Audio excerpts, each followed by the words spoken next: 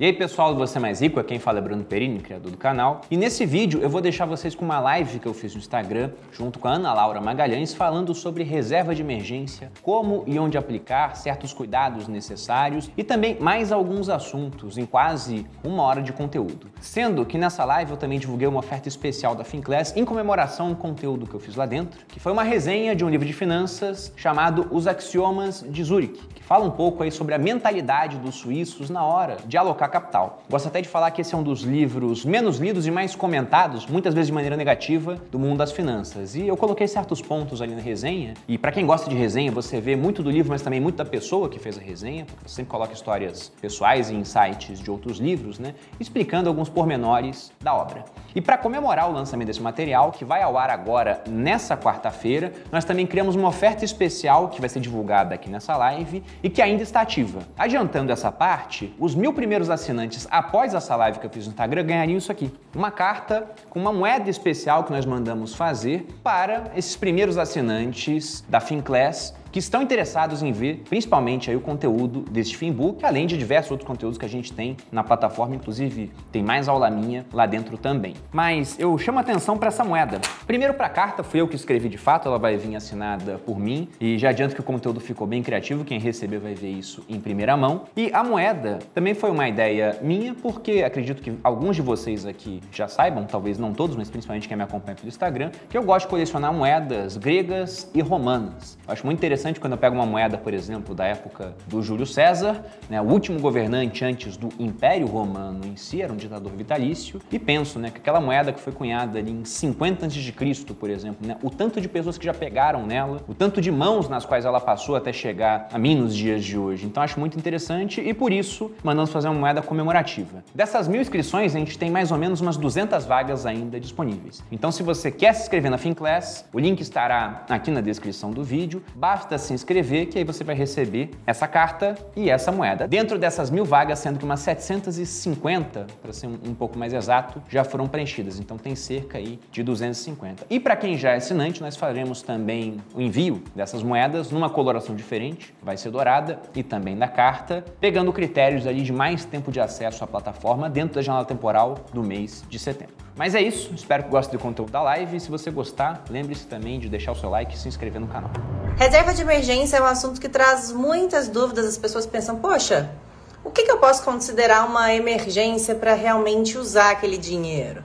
Ou algumas pessoas têm dúvidas sobre o quanto de capital é necessário deixar para uma reserva de emergência para realmente usufruir disso em algum momento. Essa é a nossa principal pauta do dia. A gente está aqui nessas FinTalks. Para quem não me conhece, meu nome é Ana Laura Magalhães. Eu vim como convidada aqui para ser host desse FinTalks, dessa primeira série de lives aqui da Finclass. Depois, eu quero convidar vocês para conhecerem meu trabalho, que é o meu canal Explica Ana, então vocês podem depois buscar bastante conhecimento por lá também. Oi, Bruno.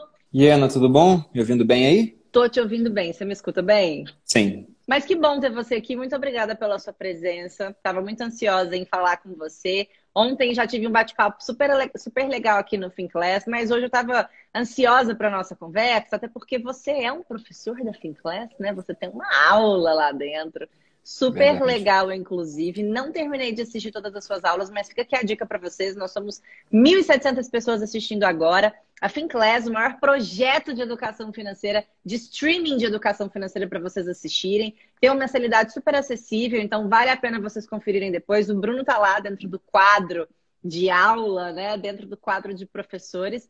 Com certeza tem bastante conteúdo para vocês aprenderem a investir cada vez melhor. Bruno, vamos começar com você se apresentando para quem não te conhece. Deve ter gente aqui que ainda não sabe quem é você. Se transformando uma longa história em uma história curta, eu comecei a investir com 17 anos. Era uma época onde tudo estava subindo no Brasil. Então você comprava ação de qualquer tipo de empresa. Você até comprava aqueles fundos que existiam em bancos antigamente, que eram horríveis. Que o cara pegava o capital e alocava em uma única ação. Era um fundo para investir só em Banco do Brasil, só em Vale, só em Petrobras, com taxa de administração de 4% ao ano, e o negócio quase que dobrava de um ano para o outro. Então peguei essa fase. Por sorte, como eu peguei essa fase e ganhei dinheiro nesse período, eu achei que investimento era a melhor coisa do mundo. E falei, agora eu nunca mais vou parar. E não parei, de fato. Lógico que não foi uma fase ininterrupta. Depois veio a crise de 2008 E tivemos também episódios em 2015, 2020, agora por conta da pandemia. Mas ao longo do tempo, investindo cerca de 30% da minha renda e mais toda a renda extra que entrava potencialmente de outras atividades, fui militar durante boa parte desse período, eu consegui chegar no meu objetivo em 2017, que era ter um patrimônio acumulado, cujos rendimentos desse patrimônio fossem maiores do que o meu custo de vida. E quando isso aconteceu, eu não tinha nem 1 milhão ainda. Era 880 mil na época, mas eu era um cara bem econômico, minha esposa também. Aquilo já dava mais investido do que eu ganhava como oficial do Exército. Aí, nesse ponto, eu fui embora, comecei a me dedicar aos negócios digitais. Inicialmente, eu ficava nos bastidores da minha esposa, só que eu tentei a sorte, digamos assim, no mundo da educação financeira, e na época já falavam que estava saturado, porque já tinha um Thiago Nigro com 100 mil inscritos no YouTube. Falaram que era saturado isso, né? Aí eu fui e tô aqui até hoje, de 2017 para cá. Eu nunca imaginei que isso fosse acontecer. Mas agora eu tenho mais de 1 milhão de seguidores no Instagram, tô com mais de 600 mil no YouTube, uns 400 mil no TikTok e o podcast que a gente criou esse ano. Que isso, gente, tá gigante. É, Seu e ele podcast chegou... é muito ouvido, né? É, bastante. Talvez mais mérito da minha esposa do que meu, porque ela que é a simpatia do podcast, né? Mas acabou que casou muito bem e a gente chegou a ser o podcast número 1 de negócios no Brasil. No momento somos o número 2 e é um orgulho pra gente falar que o número 1, 2 e 3... está dentro do Grupo Primo, né? Que o primeiro agora é o Thiago, o segundo sou eu e minha esposa e o terceiro é o Joel. E estamos aí trabalhando com educação financeira, tentando melhorar a vida das pessoas, principalmente nesse quesito. Então, isso aqui é o Bruno Perini. Não, Bruno, adorei. Assim, só, desculpa te fazer essa pergunta, mas quando você tinha 17 anos, a gente estava em que ano na economia brasileira? Só para entender esse movimento de alta que você acabou de falar. Sim. Era 2006. Ah, então olha só que legal. 2006 você começou a fazer seus investimentos, você viu que estava dando super certo. Em 2008 veio uma super crise global que foi causada através de um estopão imobiliário nos Estados Unidos. Isso trouxe depois uma decorrência de consequências até para países emergentes. Chegou no Brasil, né? E aí você deve ter visto que não é tão simples assim, não é só um negócio de ganhar dinheiro. É um negócio onde você precisa aplicar estratégias para entender quem são os reais vencedores e o que faz sentido você mexer ou não na sua carteira. E aí eu tenho uma pergunta para te fazer. Durante essa sua acumulação de capital, nessa hora de você escolher esses ativos, o que fazia sentido e o que não fazia, você por acaso montava também a sua reserva de emergência? Por quê? Investir em ativos que são interessantes para uma reserva de emergência não necessariamente são os ativos vencedores de uma carteira, né? Então, lá nessa época, quando você via a sua carteira bombando, você se preocupava em ter também esse outro lado dos investimentos que não eram rentáveis, mas que podiam te salvar em alguma situação de emergência? Sendo bem sincero, não, porque era um jovem imaturo, né? Até usar, vou colocar os pingos nos is. Eu era muito burro no começo, eu não conhecia esse mercado. E eu também não tinha ideia de que as coisas poderiam dar tão errado assim. Então, simplesmente via a bolsa subindo, o Brasil é o país do futuro, o futuro estava chegando. Eu falei, é esse negócio mesmo, é a bolsa de valores, né? Renda fixa para quem tem medo de arriscar. Eu sou muito novo, posso arriscar. E isso, em parte, é verdade. Mas o ponto que as pessoas costumam desconsiderar é que, na hora da crise, a bolsa não está caindo descolada da realidade. Ela está caindo porque a realidade está piorando muito. Então, na crise de 2008, principalmente nos Estados Unidos, mas a gente viu isso aqui também, né? Ficou famosa aquela frase do Lula, da marolinha, mas não foi uma marolinha, assim. Teve gente muito afetada. Eu já gravei um podcast com a Carla Sarni, que é a dona do grupo Salos, né? Tem 700 franquias aí de diferentes marcas, mas a principal é a Sorridentes, que torna ela mais conhecida. Nessa época, por exemplo, ela estava abrindo várias lojas. Ela tinha praticamente engatilhado um empréstimo do Banco do Brasil ou da Caixa Econômica, não lembro agora qual banco estatal, e ela adiantou o empréstimo. Ela foi, contratou uma série de fornecedores e falou, ó, vou te pagar depois, né? Quando saiu o dinheiro do empréstimo. Ela teve um monte de dívida e na hora que veio a crise, os bancos seguraram os empréstimos, seguraram a liquidez e ela ficou a ver navios, ela quase quebrou o negócio dela por conta disso. Lógico que, como eu tinha pouco dinheiro, eu não fui muito afetado pela crise. Na verdade, eu dei muita sorte. Porque eu não sabia o que eu estava fazendo na época, estava comprando um monte de ação porque eu via em capa de revista. Eu lembro que eu comprei MMX do Ike Batista, porque ele era o homem mais rico do Brasil na época, né? E eu falei, bom, se esse cara é o mais rico, então ele deve ser inteligente. Vou na cola dele. Eu comprei e dobrou de preço, Ana. E aí, no finalzinho do ano, eu falei, caramba, dobrou de preço, eu queria passar o ano novo, né? Solteiro, jovem, ainda falei, vou gastar esse dinheiro aqui no ano novo. Eu vendi parte das ações para passar o ano novo. Olha a minha mentalidade na época também. Não era acumulação de capital, eu estava aprendendo. Então, acabou que em 2008 eu tinha bem pouquinho dinheiro na bolsa. Mas essa queda muito forte me ensinou várias coisas. Porque quem tinha muito dinheiro ficou a ver navios, né? E aí vem esse ponto da reserva de emergência. Eu negligenciei isso durante um tempo, até porque eu era militar e na minha cabeça, bom, sou funcionário público, estou trabalhando para aqueles que são donos da máquina de imprimir dinheiro, não tem como eu não ser pago. Isso não vai acontecer, não preciso de reserva. Mas emergência não é só aquilo que a gente pensa, vou perder meu emprego, o que não aconteceria comigo lá naquela época, né? Emergência pode ser uma despesa de saúde de um familiar seu, mãe, pai. Há pouquíssimo tempo eu tive do meu cunhado, ele pegou Covid, ele ficou internado, ele tem a minha idade, fez a AMAN comigo, Academia Militar, e ele quase morreu. E aí, quando ele estava bem mal, a minha esposa estava em prantos, eu falei, vamos transferir ele para um hospital particular, né, porque o plano de saúde do Exército só cobria um hospital do Exército no Rio. A gente transferiu, a conta ficou em mais de 100 mil, e na família quem tinha dinheiro para bancar aquilo era a gente. Imagina se não tivesse um dinheiro numa liquidez imediata para essa emergência, né? Qual teria sido o desfecho da história? A gente simplesmente não sabe. Mas como você disse, por que é pouco atraente? Porque dentro dos investimentos a gente pode falar que a gente tem um tripé que é um tripé impossível, digamos assim. Não dá para você conseguir ao mesmo tempo muita liquidez, muita segurança, e quando eu digo segurança, eu estou pensando em pouco risco de crédito, ou seja, pouca chance de você emprestar e não ser pago de volta, e pouca volatilidade, né? Porque de nada adianta ter toda a garantia de que você vai ser pago, mas em algum momento aquilo cai muito de preço e se você precisar, você até pode tirar de volta, porque tem muita liquidez, mas tira muito menos do que colocou. E o último ponto é muita liquidez, muita segurança e muita rentabilidade. Você tem que abrir mão de um dos três sempre. No caso das ações, por exemplo, a gente abre mão da muita segurança e volatilidade, assim, né, que vai ter, não tem pouca volatilidade. Você tem muita liquidez e você pode ter muita rentabilidade, mas essa parte fica faltando. Na reserva de emergência, a gente abre mão da rentabilidade. A gente quer muita liquidez, quer muita segurança para que a gente possa estar coberto numa hora de imprevisto. E para isso, naturalmente, aquilo vai render pouco. Tudo bem que no Brasil a gente já teve uma jabuticaba que era aquela Selic em 2 dígitos, né? 15% ao ano quase, lá em 2015, 14,25% se eu não me engano. Mas isso não é um natural, não é um normal. Então, a realidade é que a Selic hoje, por exemplo, ela está até abaixo da inflação. Sim. Nossa, mas muito legal isso de você falar do seu processo de amadurecimento, né, em relação a isso. Porque acho que quando as pessoas se iniciam dentro desse processo de investimento, o que vem na cabeça, na maioria dos casos, é que investir é sinônimo de ganhar dinheiro, é de rentabilidade positiva. Ou que se tiver um risco embutido, você vai ter um certo controle desse risco embutido. Eu já sei o quanto eu posso vir a perder, mas o mercado ele trabalha por si só. E essa questão da emergência, ela faz muito sentido. Lá no Explicando, eu recebi várias mensagens de pessoas, minha reserva de emergência não era para essa pandemia.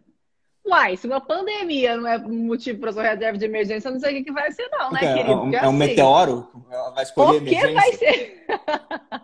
Então, é muito legal também um pouquinho essa noção do que é emergência na sua vida, o que vai fazer sentido. E acho que também trabalhar uma distinção de reserva de emergência com reserva de oportunidade, né? Hoje eu sei que você tem outros investimentos, acredito que você deva ter essa reserva de emergência, até porque você acabou de trazer um pouco desse exemplo de que você precisou usar esse dinheiro. Mas hoje, dentro da sua distribuição de capital, você tem essa reserva de emergência que é diferente da sua reserva de oportunidade ou é uma coisa só? Não, são coisas diferentes. A gente até pode falar que, na minha opinião, pelo menos, né? Não vou falar que vou escrever em pedra isso, mas para mim a reserva de emergência é algo que é obrigatório. Ela pode ser maior ou menor, e essa de oportunidade aí varia. Você pode ter ou não ter. Eu tenho, e tem muita gente que me questiona, nossa, Bruno, mas eu vi um estudo que pega 100 anos de mercado mostrando como que é melhor você investir todo mês tudo aquilo que você tem, ao invés de esperar por uma correção para que você possa investir mais. Daí eu penso, mas isso está mostrando só as oportunidades que você tem no mercado. Isso não mostra, por exemplo, oportunidades no mercado imobiliário. E a minha irmã trabalha com leilão de imóveis. Então, vira e mexe aparece uma oportunidade incrível que eu só posso aproveitar porque eu tenho essa reserva de oportunidade. Mas isso é buscando um ganho, né? Ganho de capital, no final das contas. A reserva de emergência é para me proteger de vários tipos de perda, inclusive de perdas financeiras. Porque se a pessoa não tem uma reserva mínima constituída, na hora que o mundo piora muito e, por consequência, a bolsa cai, igual foi na pandemia, não sei se as pessoas pararam para pensar, mas imagina o dono de um comércio que tinha lá suas 5 lojas de roupa. A gente pode falar que era um grande empresário pensando em termos de Brasil. Esse cara estava muito acima da média das pessoas. E aí, da noite para o dia, as 5 lojas dele são proibidas de funcionar. Imagina a cabeça desse cara. E loja de roupa ainda tem estoque, né? Aí você não pode vender, o estoque ocupa espaço, aquilo é custo fixo. Aí passa a primavera, verão, chega o outono e inverno, tem que botar mais estoque para dentro, mas não tem espaço por conta do antigo. Olha o problema que esse cara tinha. Se ele não tinha uma reserva para aguentar, como é que ele ia fazer? Ter que vender tudo a preço de banana, às vezes não ia poder mais pagar funcionário, o negócio dele poderia quebrar. Existiam vários negócios na pandemia que com 30 dias fechados quebraram. Com 60 dias, mais um monte de outros quebraram. Aquele que tem uma reserva, ele consegue ficar vivo e quando o mercado volta, ele consegue ganhar mercado, porque tem menos competição agora. E nessa reserva, hoje a minha reserva ela é bem robusta. Ela é, sei lá, uns 8 meses do meu curso de vida, se eu for colocar ali. E lá atrás, quando era militar, ela era menor. Primeiro eu não tinha, porque eu era burro. Depois que eu comecei a ser menos burro, né, nessa caminhada, assim, até chegar num nível de inteligência, aí eu comecei a fazer uma reserva de 3 meses. Depois, quando eu fui sair do exército, eu pensei, tem que ser maior, tem que ser de 6 meses. E eu acho até que dependendo da vida da pessoa, se eu fosse hoje um corretor imobiliário, aquele cara que vende um imóvel e ganha muito bem e de repente fica 8 meses sem vender outro. Essa reserva poderia ter até maior do que 6 meses. Uhum. Acho interessante. Então, cada caso é um caso. Mas o que eu não acho bom é que você abra mão de ter a reserva acreditando que, nossa, não tem como dar errado. Citando um exemplo aqui, né? Uma pessoa que pensa assim, bom, eu já tenho plano de saúde, então se eu tiver uma emergência médica, nada acontece. Eu sou funcionário público em âmbito federal. Tudo bem que nos estados tem um pessoal que não está sendo pago, mas eu trabalho lá para o pessoal de Brasília, pô, eles podem criar mais dinheiro. O cara começa a fazer uma série de coberturas assim e vê, eu estou coberto de todas as emergências. E às vezes não está. A ausência de evidência não é evidência de ausência, né? Não é porque você não vê que não existe alguma coisa que você não mapeou. Então, essa reserva é justamente para te proteger daquilo que você não está vendo. E a gente não vê muita coisa. Uhum. Nossa, muito legal essa frase, hein? Ausência de evidência não é evidência de ausência. Adorei. É do Nassim Vou guardar Taleb. ela. Olha só, de qual dos livros? Eu acho que é da Lógica do Cisne Negro. Mas eu não tenho certeza. Talvez seja uma antifrase. Não, mas pode ser. Pode ser da Lógica do Cisne Negro, né? Afinal de contas, é exatamente um cisne negro que pode acontecer na vida de qualquer pessoa, que se não tiver uma reserva de emergência, vai acabar entrando num buraco muito grande. Para quem não está entendendo nada do que a gente está falando, cisne negro é o nome que o Nassim Taleb, que é um autor de finanças, professor, deu para um evento que não se enxerga, que simplesmente traz uma reviravolta muito grande para o mercado. Então, o Bruno, por exemplo, lá em 2006, quando começou a investir, estava naquela maravilhosidade de ganhos positivos, veio uma crise financeira imobiliária que ninguém estava esperando, e essa crise se torna ali um cisne negro.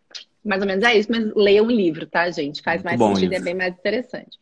Inclusive, Bruno, agora que a gente está falando dessa reserva de emergência, então, você já falou que é essa distinção de reserva de emergência e de oportunidade, você pode falar o que está investido a sua reserva de emergência? Sim, posso falar. Você tem uma série de aplicações que podem ser utilizadas para isso, pensando em muita liquidez e muita segurança. Hoje, a minha reserva ela está num CDB de liquidez diária do Banco Itaú. E isso aqui não é uma live patrocinada pelo Banco Itaú. Eu só estou abrindo o jogo. Fica a dica. Porque a Ana perguntou aqui.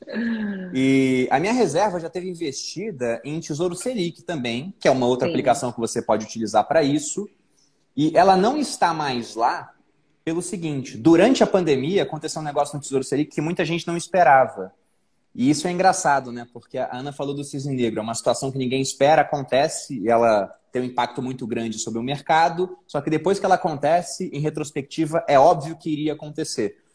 Então, o que aconteceu durante a pandemia foi que no Brasil baixaram demais os juros, a Selic foi para 2%, aí simplesmente fundos e pessoas físicas começaram a não querer mais comprar o Tesouro Selic, e com essa Selic em 2%, ela não aumenta, porque o Banco Central que aumenta a cada 45 dias, né? Se quiser, nas reuniões do Copom. O que eles começaram a fazer? Começaram a pagar um pouquinho mais, 2% mais 0,1, mais 0,2.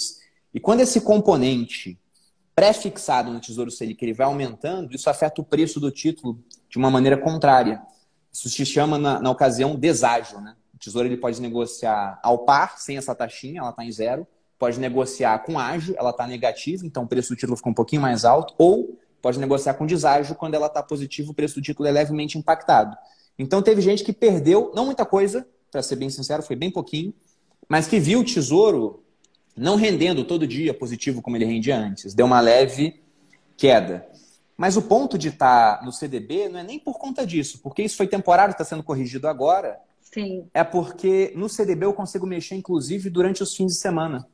Ainda mais agora com o Pix. Então facilitou muito. Já no Tesouro, fim de semana não funciona.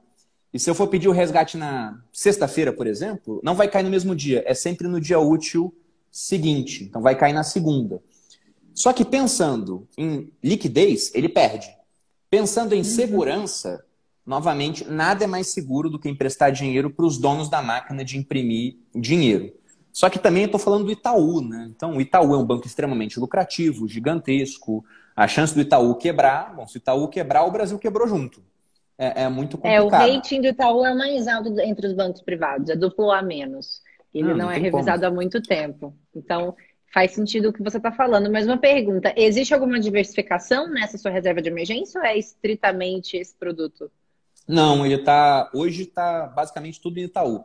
Se eu falar que tem uma diversificação, porque eu tenho um pouquinho no Tesouro Selic, que eu não mexi e tá lá. Mas em termos percentuais, é nada. E não está diversificado porque eu pensei, vou diversificar. É simplesmente por alguma coisa que já estava lá e eu não tirei, porque se eu tirar, eu pago 15% de imposto para colocar no CDB, que vai render basicamente a mesma coisa.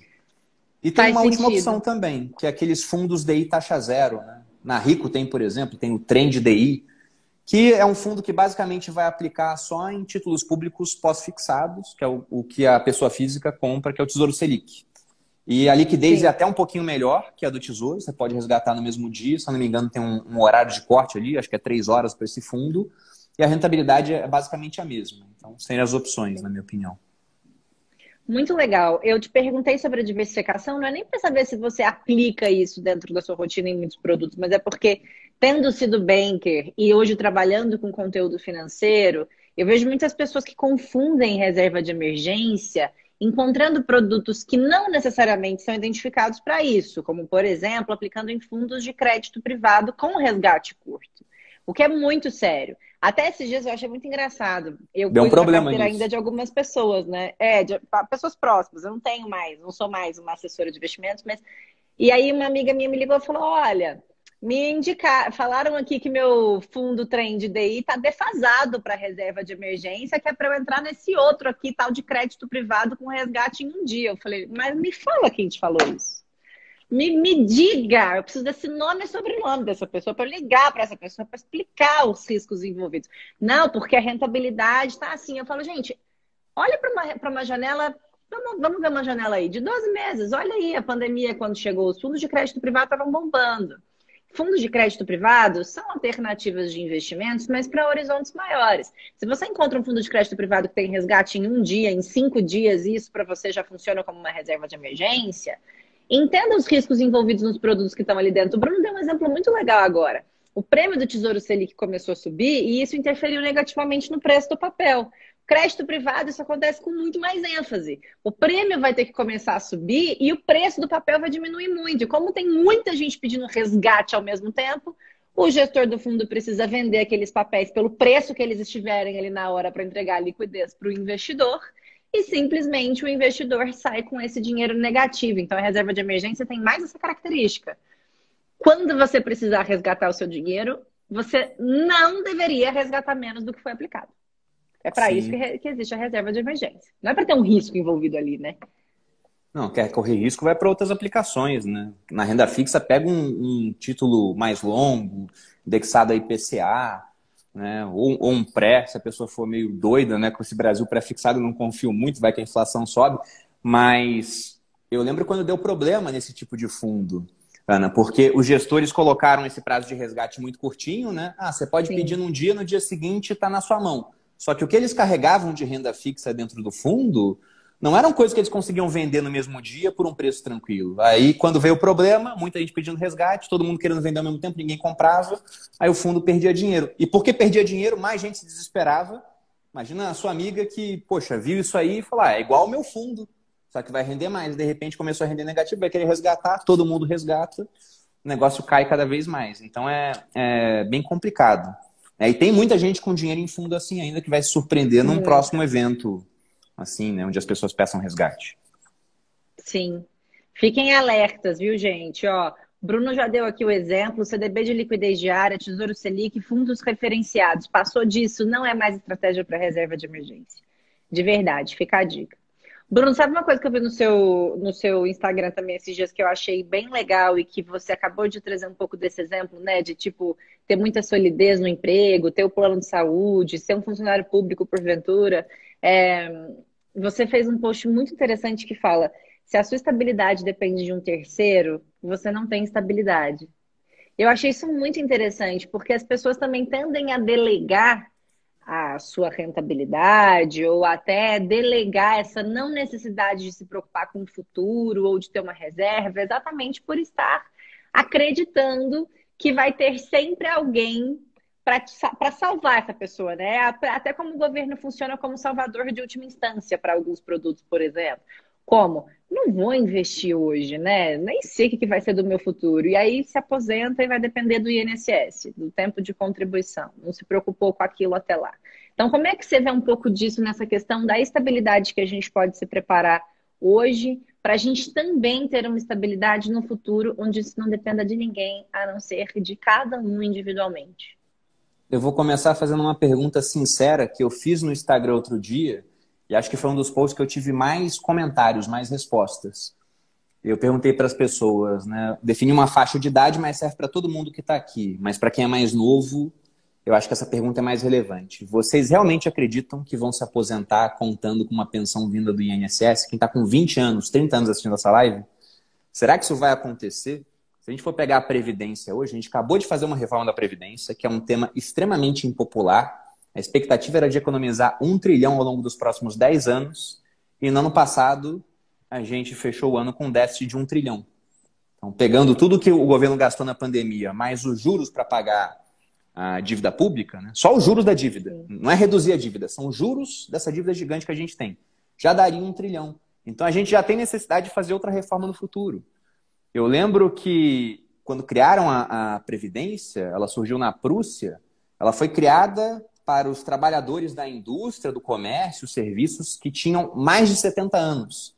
Só que naquela época, todo mundo tinha 6 filhos e quase ninguém tinha 70 anos. Então tinha uma grande base contribuinte para um topo de poucas pessoas que aproveitavam o benefício e a maioria, quando se aposentava, viveria na média pouquíssimos anos. Hoje a gente tem uma base cada vez mais estreita. Eu tenho 33 anos e não tenho filho ainda, por exemplo. Se eu for ter filho, eu não vou ter 6. Eu vou ter, sei lá, 2. 1 filho. Então é pouca gente contribuindo. E quanto que a gente vai viver? Eu acho que, se bobear, eu passo dos 100 anos. Tem muita gente aqui que talvez viva até mais do que isso. Já vi, acho que foi o Google que falou que a primeira pessoa a viver mais de 200 anos já está viva agora, né? Tem uns caras que falam que a gente vai virar imortal. É o livro do Yuval Harari que fala isso. Pois é. O Homo Deus. Então, talvez a gente realmente consiga vencer essa barreira biológica que nos afeta hoje. Eu gosto daquele livro do Saramago, As Intermitências da Morte. As pessoas param de morrer. É o colapso das previdências, dos seguros. Então, você tem que tratar a previdência pública como uma opcionalidade. A gente é obrigado a pagar. Se você não pagar exercendo alguma atividade laboral, isso é crime de sonegação previdenciária. Então, acaba que é mais um imposto que você é submetido. Só que não se planeje para depender disso no futuro. Se não der problema, ok. Então, é um dinheiro que você ganha mais. Agora, se der problema, e pode dar muito problema, você vai passar necessidade se você não fez nada em paralelo. Então, eu gosto sempre de usar uma analogia pensando que quando você recebe o seu dinheiro, você tem que considerar de cara que parte daquele dinheiro não é seu, que ele não te pertence. Parte daquele dinheiro é do seu eu do futuro. E o seu eu do futuro, embora seja o seu credor mais importante, é aquele credor que tem menos poder. Porque se eu deixo de pagar a conta de luz, né, eles cortam a luz, se eu deixo de pagar a conta de água, eu fico sem água. Internet é a mesma coisa. Agora, se eu deixo de pagar o boleto do meu eu do futuro, o que ele pode fazer? Nada. Ele não faz nada. Só que esse cara depende muito de mim. E se eu não fizer a minha parte, no futuro ele vai passar necessidade, porque hoje o Bruno de 30 anos tem saúde. O Bruno com 60, provavelmente, por mais que tenha saúde, vai ter despesas médicas mais altas do que as do Bruno de agora. O plano de saúde dele vai ser muito mais caro. E se não tiver plano, ele vai depender do SUS, e que a gente sabe, né, que não é a melhor opção possível. Pô. A aspiração do brasileiro, uma das primeiras aspirações é, assim que ganha mais, ter um plano de saúde. Esse Bruno não vai ter o mesmo pique que eu tenho hoje de trabalhar várias horas por dia, né, submeter a jornadas mais extenuantes. Então, esse cara vai precisar de mais dinheiro. Até porque, devido à inflação, os preços no futuro provavelmente estarão mais altos. Se eu não cuidar desse Bruno, não vai ser o governo que vai cuidar. Então, quanto antes a gente começar a se planejar, melhor. Porque para chegar no objetivo de ter um patrimônio maior, poder viver desse patrimônio, a gente precisa essencialmente de duas coisas, né? Tempo e dinheiro. E quanto mais você tem de um, menos você precisa do outro. Então, quem tem muito tempo pode começar com bem pouco dinheiro. Quem já tem menos tempo, para ter o mesmo resultado, precisaria de mais dinheiro. Na verdade, o tempo é a força mais poderosa. Você pega a fórmula de juros compostos e a parte exponencial. A gente tem que usar isso a nosso favor. Fica muito mais fácil fazer as coisas tendo mais tempo para isso. Muito legal. Na sua aula do Finclass você fala sobre isso? Porque na aula do Howard Marks que eu fui ver, ele fala muito sobre isso. Achei muito legal. Aí você me joga para baixo, né, Ana? Fala da aula do Howard Marks, aí pergunta da minha. Claro que não, eu tô te comparando, né, com um sarrafo muito alto. Você tá dando aula junto com o Howard Marks. Olha isso. Não, a aula dele foi muito boa, assim. Eu até me surpreendi com a didática que ele tinha. E a minha aula era num ponto mais focado, assim. Eu peguei para falar sobre a parte de reserva de valor, o que é, como que funciona. Aí abordei um pouco do histórico da criação das moedas, como que elas evoluíram até chegar no ponto que nós temos hoje, que é simplesmente um dinheiro cujo único lastro é a confiança que a gente tem na classe política de que eles manterão o valor da moeda. Uma confiança que, em si, ela não deveria ter muito por que existir, tendo em vista que é público, eles não escondem de ninguém. Todo Banco Central tem a sua meta de inflação, que nada mais é do que uma meta falando, ó, cidadão brasileiro, né, esse ano eu pretendo desvalorizar os reais que estão na sua carteira em 3,75% no ano. Então, ao final de um ano, você deverá comprar 3,75% menos coisas com esse mesmo dinheiro. Isso se eles baterem a meta, porque agora está em 9% a inflação. E aí eu falei sobre ouro, que é a reserva de valor clássica, explicando por quê. Também falei sobre uma possível reserva de valor, e é possível porque ainda falta a questão do teste do tempo, é muito nova, mas tem os outros elementos todos, que seria, dentro das criptomoedas, o Bitcoin. E busquei explicar o porquê desse pensamento e a importância de você preservar o valor do seu patrimônio, porque, por exemplo, se alguém quiser ficar milionário hoje, a coisa mais fácil do mundo é ficar milionário. Basta ir para a Venezuela. Lá com um único dólar você consegue uns 4 milhões de bolívares. Só que de que adianta ter milhões de bolívares que não valem nada, né? Aqui no Brasil também, todo mundo quer ser milionário. Mas ser milionário em 94, ter 1 milhão lá, era muito diferente de ter 1 milhão agora em 2021, se o real perdeu 85% do seu poder de compra nos últimos 27 anos, sendo que o real é um sucesso ainda. Porque as outras moedas que a gente teve no Brasil foram verdadeiros fracassos. Então, é pensar nisso. Muito legal. Eu vi esses dias um artigo no Washington Post ou no New York Times, eu não vou me lembrar exatamente a fonte, mas ele fala que foram revisadas as ordens de consideração para se tornar um milionário no mundo. Hoje você é um milionário se você tiver 5 mil dólares. 5 milhões de dólares, perdão. Você é um milionário se você tiver 5 milhões de dólares. Então, trazendo termos reais para o Brasil, quase 6, você teria que ter aí 18 milhões de reais para ser considerado de fato um milionário no Brasil. Então, assim, se você acha que ter 1 milhão já é bom, deixa eu te contar. Tá faltando curioso. Um pouquinho aí. Muito legal isso. Eu vou ver se eu acho depois para te mandar. Então, é um artigo que faz essas revisões de quanto você precisa ter em dólar para ser realmente considerado milionário dentro do sistema econômico mundial. Muito legal. Olha só que interessante. A gente falou sobre reserva de emergência, sobre reserva de oportunidade. E para saber sobre reserva de valor, tem que assistir a aula do Bruno Perini aqui. Mas só depois que ele der uma dica que ainda vai ter no final da É live. verdade. Eu tô vendo que vocês mandaram várias perguntas aqui, tem 63 perguntas para você, tá? Então, eu vou pedir para vocês me ajudarem aqui com essas perguntas. Vocês podem entrar aqui no campo de ponto de interrogação aqui embaixo e votar nas perguntas mais interessantes para vocês. Já tem algumas super votadas aqui. Pois é, uma nova. Eu nem sabia que dava pra fazer isso. Sabia? Não sabia não. Tá chique agora, meu Instagram tá melhorando as lives. Tá facilitando o nosso trabalho. Então, votem nas perguntas, que enquanto isso eu vou fazer uma última indagação aqui pro Bruno. Então, podem ir votando, eu vou escolher as mais votadas pra gente falar aqui em breve. Ô, Bruno, eu sei que você já falou que cada caso é um caso, né? Que cada indivíduo é um indivíduo. Mas você pode dar alguma direção para as pessoas que estão nos ouvindo agora de quanto do patrimônio deles faz sentido para deixar para uma reserva de emergência? Sim. Bom, em termos médios, né? E a média nunca é o melhor parâmetro, porque se eu colocar minha cabeça no freezer e o pé no forno, na média eu estou numa temperatura legal, mas eu estou morto. Mas pensando assim, em termos até de ser mais conservador, eu diria que uns 6 meses é bem interessante. Se você tiver 6 meses, e muita gente fala da renda, outros do custo de vida, né? Mas a realidade é que para boa parte dos brasileiros, renda é igual ao custo de vida. Ou até o custo de vida é maior, porque o cara já vive endividado. Então, eu diria que 6 meses do seu custo de vida é bacana. E lógico que isso é um desafio, porque pegando em um país onde mais de 70% das pessoas estão endividadas, né? Imagina, você faz uma reserva que você investe a juros de 5%, enquanto você tem uma dívida que te pega 12% ao ano. Se for uma dívida de juros baixos, um financiamento costuma ficar abaixo disso, o empréstimo pessoal já fica muito acima. Então, antes até da reserva de emergência, eu acho legal você ir quitando essas dívidas. E para quitar a dívida, não adianta você vender o seu patrimônio para quitar a dívida se você continua gastando mais do que você ganha. Faz um balanço do que você está gastando, corta na carne para que você possa adequar o seu padrão de vida. Aí você começa a ganhar mais e gastar menos do que você ganha. Aí desse excedente você começa a criar a sua reserva. E o ponto, para não iludir ninguém, é que vai demorar, tá, gente? Porque vamos supor que vocês queiram mandar 10% do que vocês ganham por mês para constituir uma reserva. E vocês querem ter 6 meses da renda, nesse caso, para deixar mais fácil o exemplo, de salário lá dentro. O que vai acontecer é que se você manda 10% por mês, vai demorar 10 meses para ter um salário, vai demorar 20 para ter 2, 30 para ter 3, 60 para ter 6. 60 meses são 5 anos.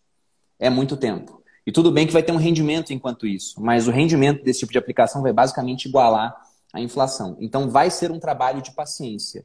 Mas quando alguma emergência acontecer, eu tenho certeza que vocês vão mandar direct para mim falando: nossa, Bruno, obrigado, porque veio uma emergência, eu estava preparado, eu não fui obrigado a reduzir bruscamente meu padrão de vida, né? As crianças puderam comer, não tirei elas da escola, então vai dar tudo mais certo por conta disso. E nessa questão de reserva de emergência, até me veio na cabeça agora uma lembrança de um filme que eu gosto bastante, acho bem interessante. Não por conta do filme em si, mas por conta desse exemplo. Que é aquele Guerra Mundial Z. Você já viu esse filme? Com Brad Pitt? É um filme de zumbis, um dos vários que tivemos por aí ao isso que eu longo não do tempo. vi. Detesto, mas vou ver só. Mas esse é bacana. Aqui. Esse tem uns pontos bem legais. Mas por quê? Nesse filme, Guerra Mundial Z, o mundo foi infestado, né, por zumbis, um vírus lá. E teve um país que não está sofrendo com a invasão dos zumbis, que é Israel. Aí o Brad Pitt é um investigador da ONU, ele vai para Israel, e aí quando ele chega lá, ele fica impressionado, porque os israelenses construíram um muro muito grande em volta do país todo. E ele fala: cara, como é que vocês construíram esse muro em tempo tão rápido? Como é que vocês sabiam que ia ter esse negócio de zumbi, esse vírus? E aí os israelenses falaram: a gente ouviu falar de um problema na Índia e nos preparamos para isso. E ele diz que em Israel eles utilizam o princípio do 10º homem. O que é isso? Sentam 10 pessoas em uma sala para tomar decisões, aí ficam mandando as ideias para essas pessoas, e aí se 9 pessoas concordam sobre um ponto, é dever do 10º duvidar das 9 e pensar o que vai acontecer se eles estiverem errados. Ou seja, por conta disso, quando o pessoal ouviu falar, tem zumbis, 9 falaram, isso é besteira, o 10º pensou, tá, e se não for besteira, como que a gente se prepara para isso? E disso veio a preparação. Dentro da nossa cabeça, a gente tem que pensar que a gente tem um conselho de 10 homens também, né? 10 pessoas. Então, se 9 pensam, nada pode dar errado agora. O Brasil é o país do futuro, né? E é isso aí, o dólar vai voltar a ser R$2.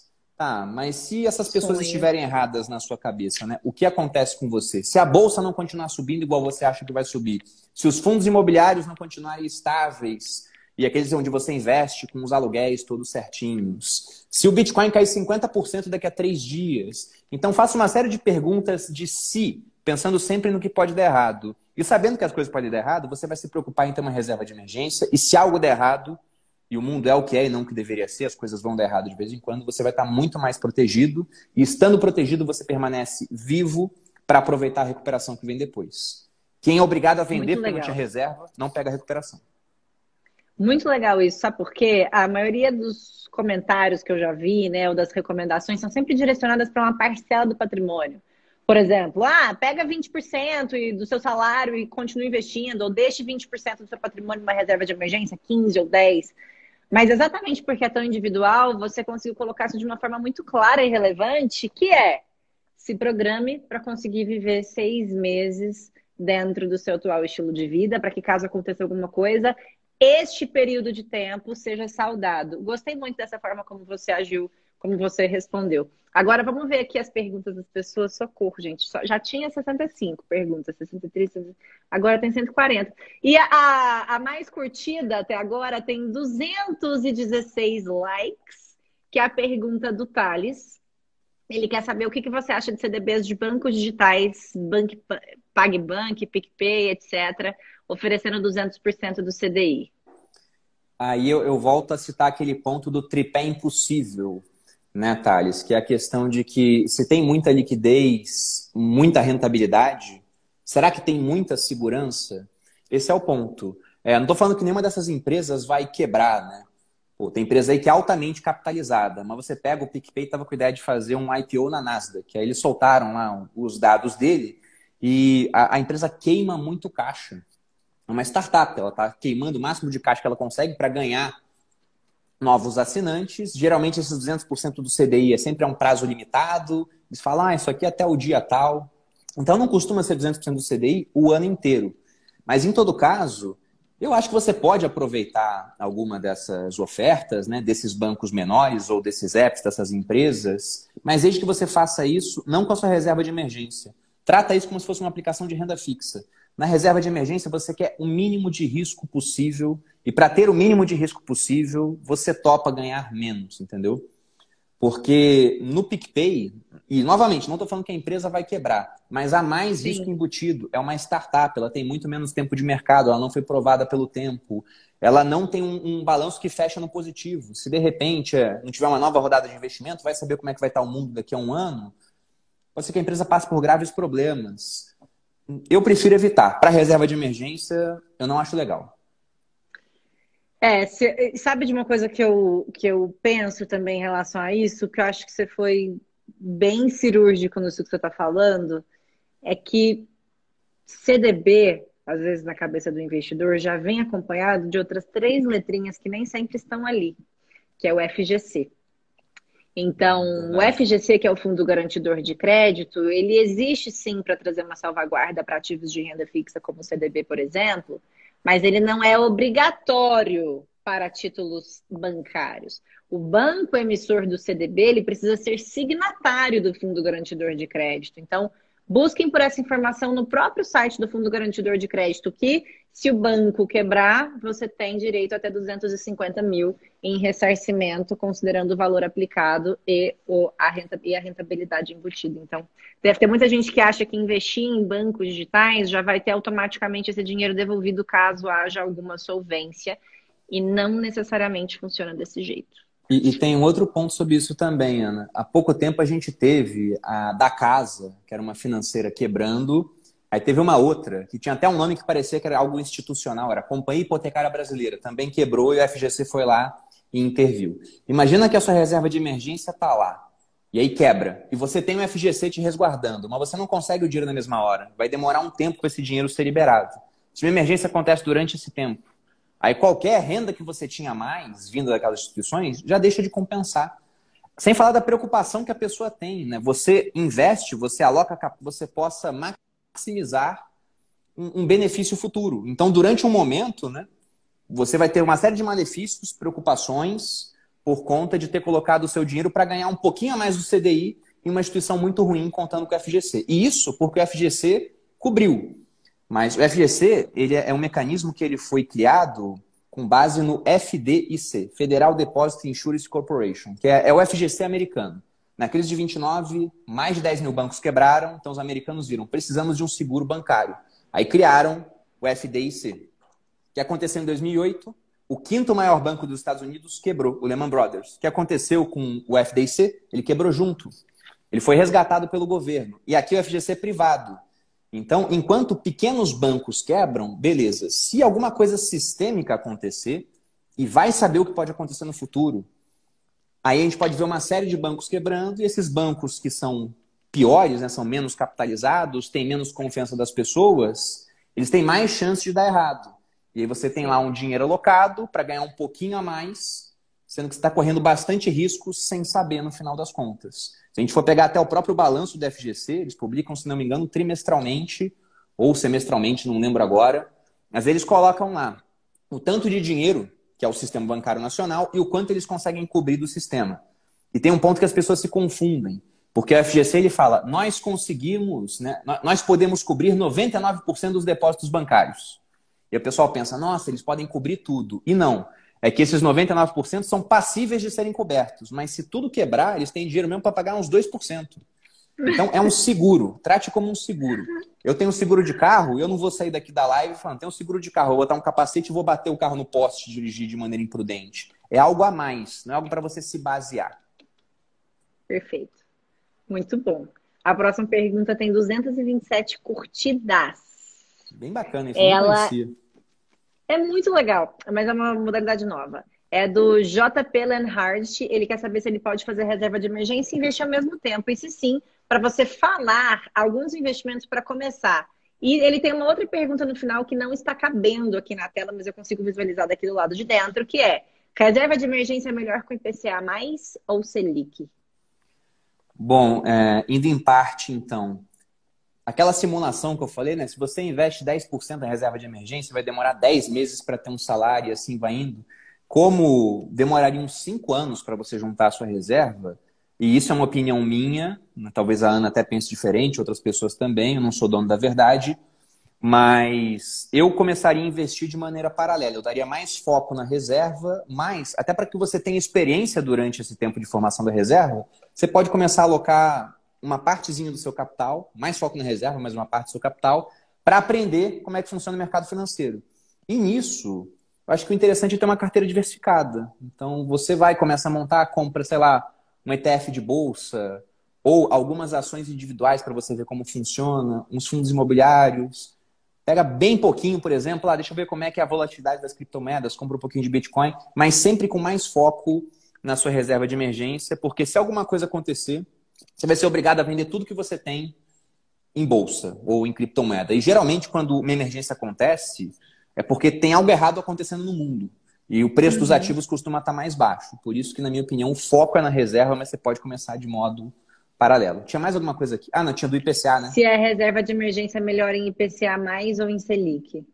O ponto ruim do IPCA, de um tesouro IPCA+, por exemplo, é que ele vai te dar uma rentabilidade real, porque ele te dá IPCA mais uma taxa pré-fixada, só que ele sofre com marcação a mercado. Então pode ser que na hora que você precisa retirar o seu dinheiro, ele esteja menor por conta disso. E você não encontra um CDB que seja indexado ao IPCA, que tenha liquidez diária, né? O CDB não sofre marcação a mercado, não fica variando assim. Mas você não encontra. Então, esse é um ponto ruim. Não dá para usar. Eu estou até no site do Tesouro aqui. Deixa eu ver se eu consigo abrir um gráfico só para mostrar como é que é o gráfico. Tinha um gráfico ótimo antigamente que parou de funcionar, que era o TD Charts. Ó, sabe? Eu consegui abrir aqui. Conheço. Mas aqui, ó, por exemplo, não tem mais. Eu vou virar a tela rapidinho. Claro. Vou até tirar essa pergunta daqui para você mostrar melhor, ó. Isso aqui é o Selic. Olha só a trajetória do preço do título. Bem tranquila, né? Então, a praticamente todo momento que você precisa resgatar, você vai ter um pouco mais do que você investiu. Isso aqui é a taxa do deságio que eu falei, né? Que agora está em queda, o preço do título está aumentando. Se a gente for voltar há mais tempo, a gente vai ver que em alguns momentos, né? Essa taxa ficou alta, subiu um pouquinho, isso afetava o preço do título. Mas o deságio está caindo porque a Selic está subindo também. Então é um título bem estável. Agora, se eu for abrir um gráfico do título IPCA+, com o prazo mais curto, que é o IPCA 2026, olha só o gráfico do preço do título em 30 dias. Olha como é que varia. Vai que você começou a fazer sua reserva aqui e alguma coisa aconteceu aqui no Brasil, você quer sacar e está aqui. Você vai ter tido uma perda aqui de, sei lá, uns 4%, 3%, 4%, não sei. Tem que fazer a conta. Mas é só para mostrar como varia muito.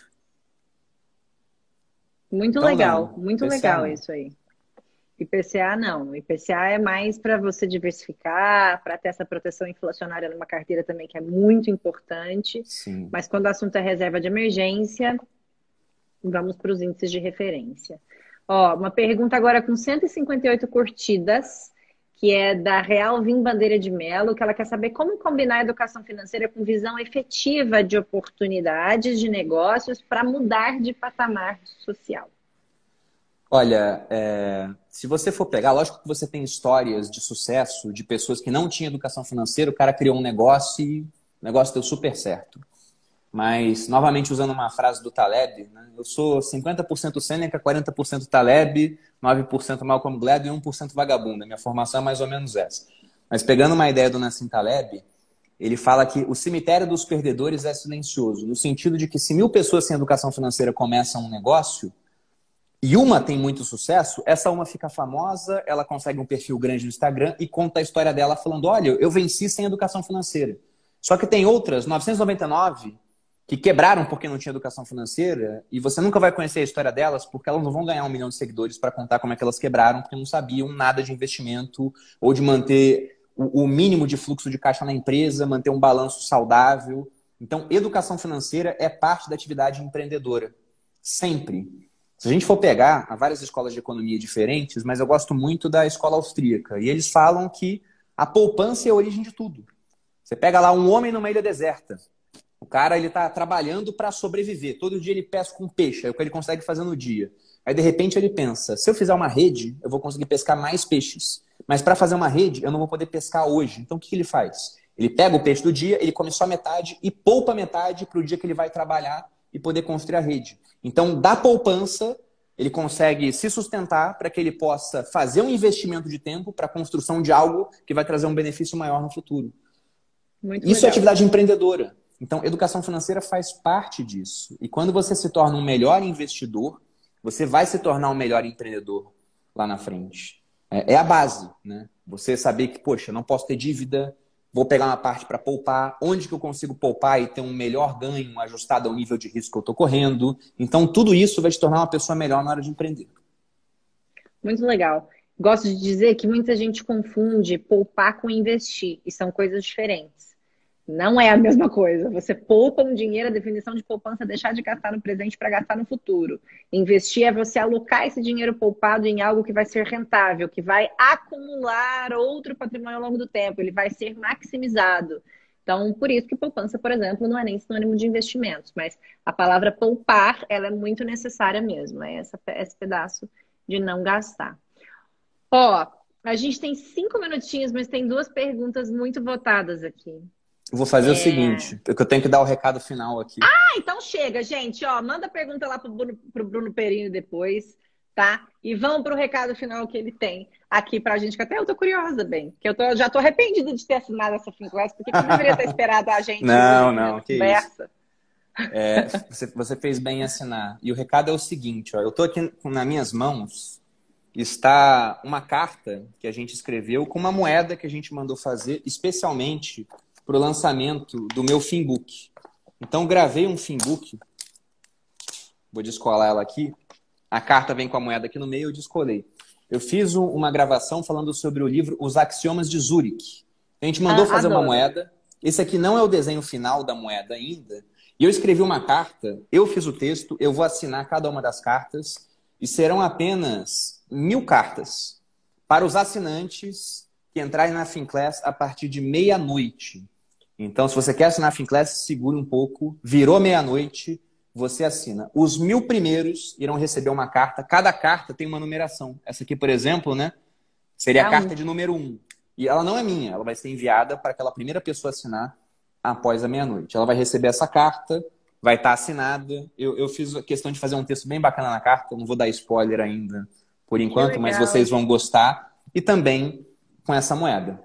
Lembrando que também tem benefício para quem já é assinante. Então, no seu caso, Ana, aí você tem que ter um pouco de sorte. Porque nós mandamos fazer também 500 moedas para quem já é assinante. A diferença é que a moeda de quem vai entrar agora é prateada e a moeda de quem vai entrar aliás, de quem vai entrar não, de quem vai ser sorteado e já é assinante, é uma moeda dourada. Mas a carta é a mesma coisa, vai ter numeração, vai ter a minha assinatura. Então, é um conteúdo que vai estar mais lá, sobre um livro que eu gosto bastante e ficou uma resenha bem completa, porque é um livro que ele é muito bom para que você possa ir batendo ponto por ponto, já que ele tem uma série de divisões, né? Você tem 12 axiomas maiores, 16 menores. E toda vez que eu falava de axioma, eu buscava também alguma história que mostrasse, olha, uma aplicação prática desse tipo de axioma. E eu gosto muito de história, então acabou que numa resenha você sempre tem um pouco do livro e muito de quem fez a resenha.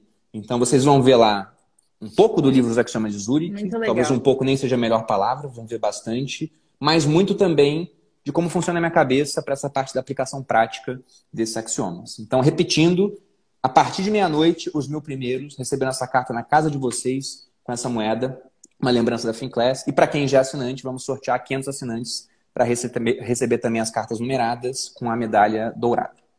É só fazer a partir da meia-noite, não precisa colocar um código, não tem link. É isso, rastreando. Entra no site da Finclass, vai ser rastreado a partir de meia-noite, 00001 segundo. A pessoa pode se cadastrar, ela já, as 1000 primeiras vão ganhar essa carta. Que legal, gostei muito, viu, Bruno? Porque Os Axiomas de Zurich foi o primeiro livro que eu li de finanças na minha vida. E ele é um livro muito criticado.